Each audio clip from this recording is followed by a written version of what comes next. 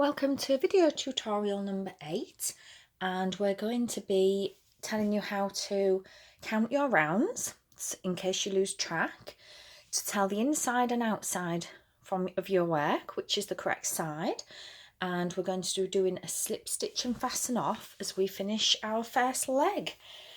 So firstly, I'm just going to cut off the wool and just leave a short strand like so. This is the first leg.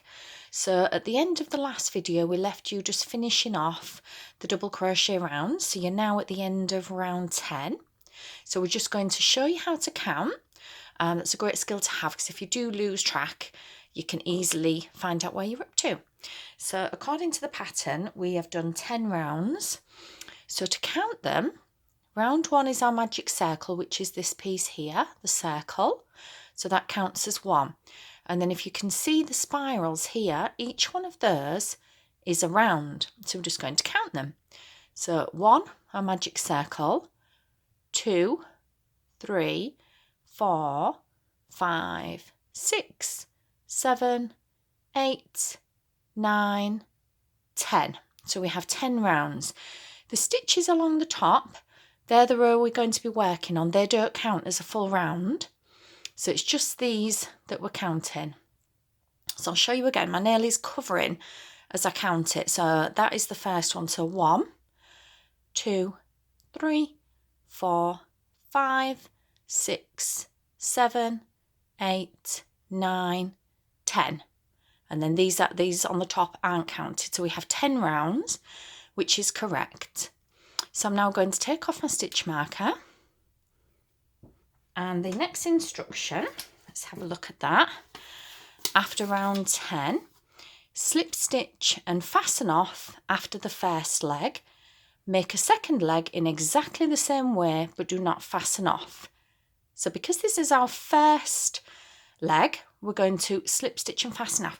Now the reason we do a slip stitch, a double crochet is a stitch this high. If we just finish off like this, it'll have a little bit of a step up. So it's just not very even. So slip stitch just makes it more flat along the top, gives it a more even finish. It's really simple, a slip stitch. We're going to go into the next stitch, grab the yarn and pull it through. And now so it's like the first part of our double crochet stitch, but we're not going to do the second part. Instead, we're just going to carry on and pull that through. So it's like doing the first half of the double crochet, and then you're going to just pull that through the loop. So you've still got one loop. Make it a little bigger. Take your hook out. Fasten off is purely cutting your strand and fastening it off. If I left it like this, it could come unravelled if the end gets pulled. So to make it secure, all we do now is pop that end through there. So we're just popping it through the loop. And then we're just going to pull it like so. And that gives a more level finish than if we just finished it off. So that is a slip stitch. So it's the first half of the double crochet and then just pull straight back through the loop. And then the fasten off is purely cutting your strand, taking your hook out and popping the end string through the loop and pulling it. And that means it's finished off. So now it won't unravel. That'll stay nice and secure. So that is your first leg finished. Usually on the pattern it will tell you how much of a strand to leave. If it's a limb, for example, like an arm, it'll usually ask you to leave maybe 30 centimetres. What we tend to do is leave enough so that we can use that strand to sew the arm onto the body, and it saves attaching a new strand. It's just easier and it's very secure because it's fastened tightly, and we may as well just use that one to sew things on. But we just need quite a short one for that first leg. Now, I do have, just like Blue Peter, if anybody remembers that, here's one I made earlier. So I've actually made a second leg here that's still attached to the wool. But what I want to show you with this is the inside and outside of your work. If anybody's done any sewing or knitting, you'll probably know there's a right side and a wrong side. The inside, or the wrong side, goes inside. So that's where we pop the stuff in. The right side, otherwise known as the nice side or the outside, is the part that we're going to see. So that's going to be the front of our bunny, the outside. Now, it's a lot of people don't realise, and they accidentally have some of the limbs one way around, some another way around.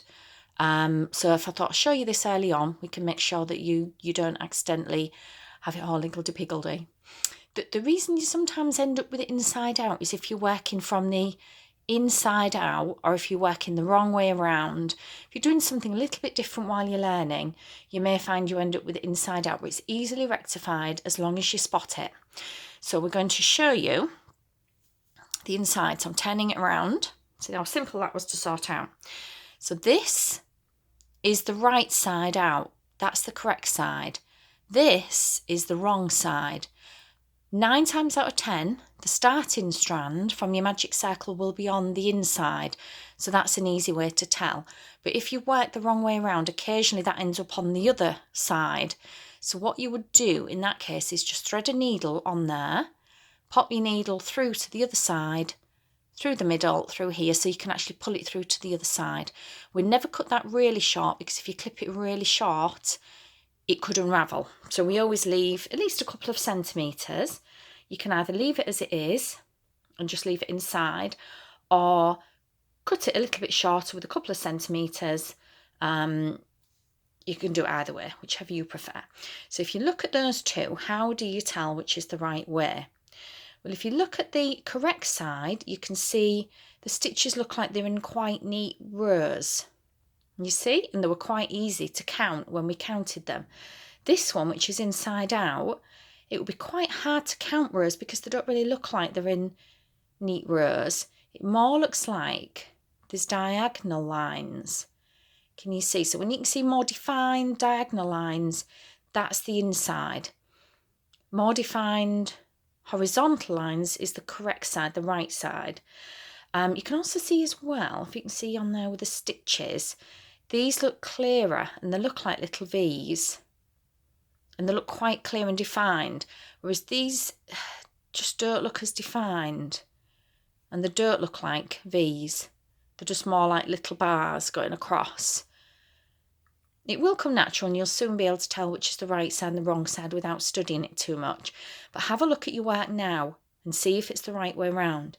If it's inside out, simply just pop it round. Once we've finished off and stuffed, then we can't change it round. So it's at this point you need your legs to be the correct way round, and then we need to be going round in a clockwise motion, and your hook working from the outside of the leg toward the inside as you're doing your stitches. So you can see now that they're both the correct way round. So now what you need to do is make another leg exactly the same as the first one, but do not cut it off. Keep your ball attached like we have here. Keep that attached because we're then going to put the legs together and then we're going to crochet them together like so. So we're going to be working in one big round. So there's no sewing on of legs. We're just going to make it in one piece so it's nice and neat. If you find you've got gaps, it's a little bit gappy or a little bit tight in places, that's quite normal when you're learning. You can either just carry on and you'll have a little bit of a character. It's always good to keep your first one. You can see the difference with your next bunny or your next creation. If you're really unhappy with it, you can pull it out and start again. But to be fair, I think it's good to leave a first animal as it is, so you can see how much you've changed and how your tension's improved. So make the second leg exactly the same, but just do not fasten it off. Just finish the end of round 10 and then leave you all attached. And in the next lesson, we will be showing you how to join the legs. Thanks for watching. I'll see you in the next video.